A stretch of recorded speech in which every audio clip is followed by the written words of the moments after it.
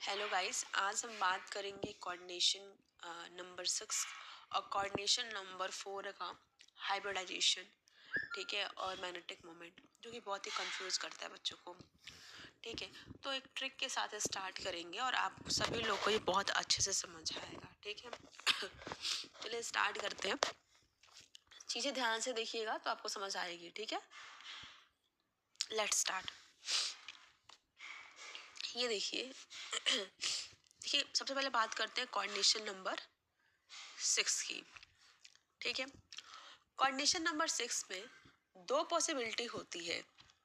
एक होता है D2sp3, दूसरा होता है sp3d2।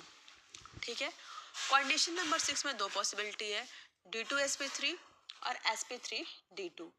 ठीक है, अगर वो D2sp3 और sp3d2, और कोऑर्डिनेशन नंबर 6 को ही क्या बोलते हैं, ऑक्टाहेड्रल। ठीक है, अब बहुत ही कंफ्यूजन होती है, कब ये होगा कब ये होगा। इससे पहले ये जान लीजिए, D2sp3 को हम लोग बोलते हैं इनर डी ऑर्बिटल कॉम्प्लेक्स। तो हमेशा इसमें, क्योंकि इनर डी इसमें यूज होता है, तो इसमें क्या होता है, ऑलवेज इनर वाला डी यूज होता है, तो ऑलवेज इनर डी। इसमें क्या होता है,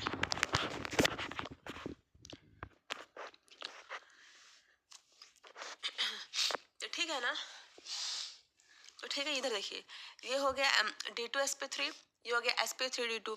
तो इसमें क्या होगा, आउटर डी इन्वॉल्व होगा, तो इसमें लिखेंगे ऑलवेज आउटर डी। ठीक है, ये समझ गए। इसमें क्या होगा, इनर डी, इसमें क्या होगा, आउटर डी। अब देखिए कौन कौन से में D2sp3 होगा और कौन कौन से में sp3d2 होगा, ये देखते हैं। देखिए D1, D1, D2 और D3, D1, D2, D3 में हमेशा D2sp3 होगा। ठीक है, D8, D9 और D10 में हमेशा sp3d2 होगा। तो D1, D2, D3 जब भी देखे, जब भी देखे, तो आप D2sp3 करिएगा, और जब भी आपको D8, D9, D10 दे, sp3d2 देखा करिएगा। ठीक है, कोई भी लिगेंड्स हो, चाहे वीक लिगेंड्स हो चाहे स्ट्रॉन्ग लिगेंड्स हो, कोई भी लिगेंड्स हो, आपको ऐसे ही करना है इसको सॉल्व। ठीक है ना, आप समझ गए ना। इसमें क्या होगा, ऑलवेज इनर डी, इसमें आउटर डी, और यहाँ पर कोई भी लिगेंड हो, स्ट्रॉन्ग लिगेंड्स, वीक लिगेंड्स, हमेशा क्या होगा, D2sp3। और इन सब में D8, D9, D10 में कोई भी लिगेंड हो, स्ट्रॉन्ग लिगेंड, वीक लिगेंड, हमेशा उसका हाइब्रिडाइजेशन कितना होगा, sp3d2। अब बच्चे कंफ्यूज होते हैं कि डायमैग्नेटिक और पैरामैग्नेटिक, इसका भी ट्रिक है मेरे पास। देखिए, मैग्नेटिक मोमेंट म्यू से दिखाते हैं, मैग्नेटिक मोमेंट म्यू से दिखाते हैं। जब D1 हो तो उस केस में मैग्नेटिक मोमेंट 1 आता है, यानी एक अनपेड इलेक्ट्रॉन। यानी असल में क्या होता है कि जितने अनपेड इलेक्ट्रॉन होते हैं वो इतने ही मैग्नेटिक मोमेंट की वैल्यू आती है लगभग।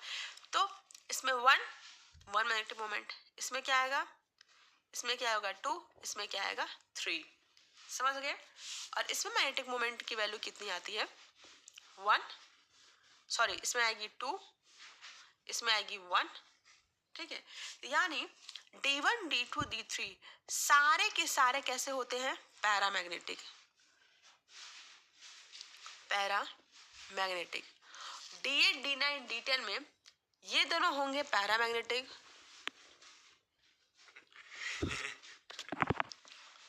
ठीक है।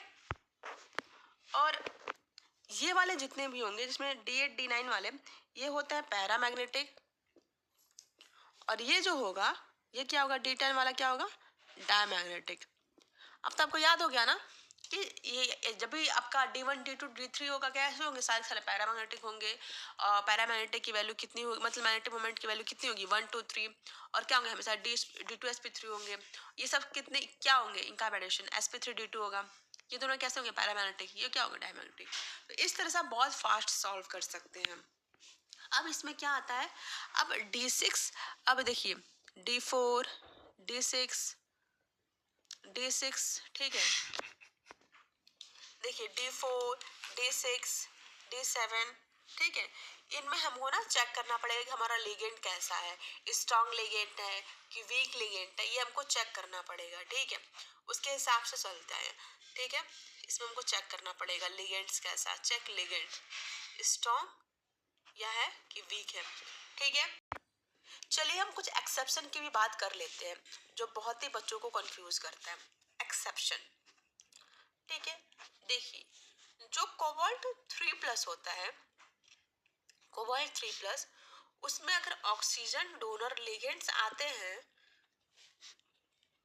तो कैसे बिहेव करते हैं, स्ट्रॉन्ग फील्ड लिगेंड्स जैसे। जैसे कि नॉर्मली जो ऑक्सीजन डोनर होते हैं वही वीक होते हैं, लेकिन कोबाल्ट के सामने, सीओ के सामने जब भी ऑक्सीजन डोनर लिगेंड्स आएंगे तो स्ट्रॉन्ग फील्ड लिगेंड्स जैसे काम करेंगे। ये भी याद रहना चाहिए कि किस स्टेट में, अगर CO2+ में है तो नहीं होगा, CO0 में हो तो नहीं होगा, CO3+ में होगा तभी। तो कौन कौन से हैं जो ऑक्सीजन डोनर लिगेंड्स हैं, ठीक है। आप समझ लीजिए वाटर हो गया, ऑक्सीलेट हो गया, ठीक है, OH- हो गया, ये सब जितने भी हैं ये water donor oxygen donor ligands होते हैं। और इस केस में जो CO3+ है वो स्ट्रॉन्ग फील्ड लिगेंड, मतलब CO3+ के केस में ये जो भी लिगेंड्स आएंगे वो स्ट्रॉन्ग फील्ड लिगेंड के जैसे काम करेंगे, ठीक है। चलिए अगला बताती हूँ। अब एक और चीज, अगर हमारा कोई भी मेटल 3D सीरीज का जो है वो M+4 स्टेट में है तो उसके सामने कोई भी लिगेंड आए, कोई भी लिगेंड, तो क्या होगा, स्ट्रॉन्ग फील्ड लिगेंड्स होगा जब मेटल +4 में होंगे। तो मेटल कोबाल्ट में +3 में एक एक्सेप्शन था, जो oxygen donor ligands strong field ligand के जैसे काम करेंगे। और इसके बाद से जब मेटल्स हमारे 3D सीरीज के +4 में होंगे तो कोई भी लिगेंड्स हो हमेशा स्ट्रॉन्ग फील्ड लिगेंड ऐसे काम करेगा। बात समझ रहे हो।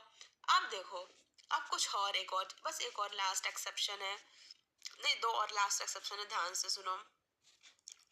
Cr2+, chromium manganese iron cobalt, ठीक है, इसके सामने NH3 जो होता है वो वीक लिगेंड जैसे काम करता है। NH3 तो क्या है, स्ट्रॉन्ग फील्ड लिगेंड्स है, ठीक है। लेकिन जब भी आता है क्रोमियम मैग्नीज आयरन कोबाल्ट, तो आप हमेशा ऐसे याद रखिएगा, क्रोमियम मैग्नीज और अपना राइट हैंड आयरन कोबाल्ट, ठीक है। क्रोमियम मैग्नीज आयरन कोबाल्ट कैसे होते हैं, वीक लिगेंड, इनके केस में NH3 वीक लिगेंड जैसे काम करता है, ठीक है। और याद रहना चाहिए आपको, कोई जो जब भी हमारा 4D सीरीज हो या 5D सीरीज के केस में सारे के सारे लिगेंड्स कैसे काम करते हैं, स्ट्रॉन्ग फील्ड लिगेंड्स ऐसे काम करते हैं। तो ये सारा का सारा मेरा हुआ कोऑर्डिनेशन नंबर 6 का। आपको सब समझ में आया, बस यही पूछ सकता है एग्जाम में, ठीक है। तो पैरामेट्रिक, डायमैग्नेटिक, हाइब्रिडाइजेशन बता दो, ठीक है। ये कुछ चारों एक्सेप्शन याद करने का, ठीक है, होता है। अब देखिए इसको क्या ट्रिक है, फेंको मन, मन को फेंको, मन फेंको, या कैसे याद रखो, मन फेंको नहाने के लिए क्रोमियम में, मन फेंको नहाने के लिए क्रोमियम में, मन फेंको नहाने के लिए क्रोमियम में 2 बार। इसे याद कर रखो, मन फेंको, मैं लिख दे रही हूँ ट्रिक, मन फेंको नहाने के लिए